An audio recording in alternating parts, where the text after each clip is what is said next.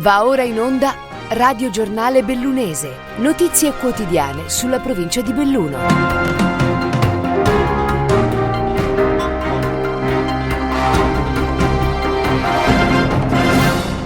Benvenuti a un nuovo appuntamento con il Radio Giornale Bellunese, questi fatti che affronteremo nell'edizione di oggi di mercoledì 27 aprile 2022.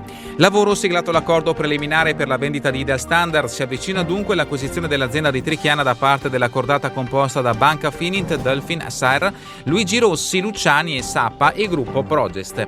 Con la firma sull'accordo si avvia il percorso che porterà al passaggio dei dipendenti dello stabilimento alla nuova società, un percorso che procederà per gradi. Esprime soddisfazione intanto il ministro per i rapporti con il Parlamento Federico D'Incà. Dobbiamo essere molto fiduciosi per gli ultimi passaggi che riguardano la trattativa, il suo commento. Fiduciosi anche i sindacati che definiscono l'accordo una tappa fondamentale nel percorso che porterà alla cessione della fabbrica.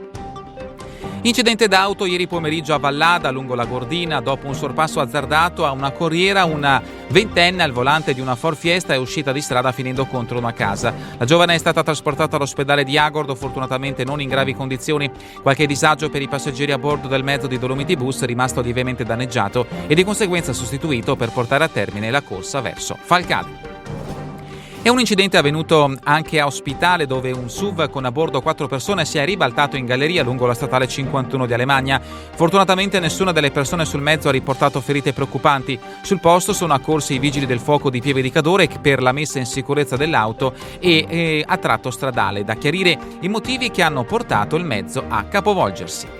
Veniamo ora ai dati della pandemia, 2.436 attualmente positivi nel Bellunese. A differenza della scorsa settimana, fa sapere l'USL 1 Dolomiti, nell'ultimo periodo di rilevazione si registra una diminuzione dei nuovi casi. 1.170 i contagi emersi nell'ultima settimana, 232 in meno rispetto ai 7 giorni precedenti. Tasso di incidenza settimanale a 586 positivi a ogni 100.000 abitanti, inferiore al dato nazionale di 710 su 100.000. Sul fronte dei ricoveri sono al momento 65 i pazienti Covid in cura negli ospedali del territorio, 46 in area non critica, di cui 24 per ragioni non direttamente collegate al virus, 19 in ospedale di comunità. Passiamo allo sport, calcio, Serie D, turno infrasettimanale per la Dolomiti Bellunesi, in campo oggi alle 15 per affrontare in trasferta il Cagliero Terme. Una gara che a 4 giornate dal termine del campionato potrebbe rivelarsi fondamentale in chiave playoff, visto che i veronesi, sesti, precedono in classifica la Dolomiti di 2 posizioni di 4 lunghezze. Per la Dolomiti assente Tognolo, squalificato. Sempre a proposito di calcio, scendono in prima categoria questa sera. In Longarone Alpina si gioca la finale di Coppa Veneto, ultimo atto del trofeo regionale in scena a Caerano, con fischio d'inizio alle 20:30. A contendere il titolo ai bellunesi i vicentini del Due Ville.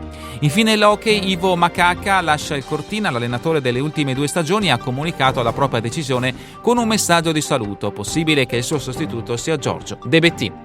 È davvero tutto per questa edizione del Radio Giornale Bellunese. Vi ricordo che le notizie sono tratte dai quotidiani newsinquota.it, il Gazzettino di Belluno, il Corriere delle Alpi e dal sito del settimanale L'Amico del Popolo. A voi tutti un buon proseguimento di giornata, in compagnia come sempre di Radio ABM, la web radio dell'Associazione Bellunesi nel Mondo.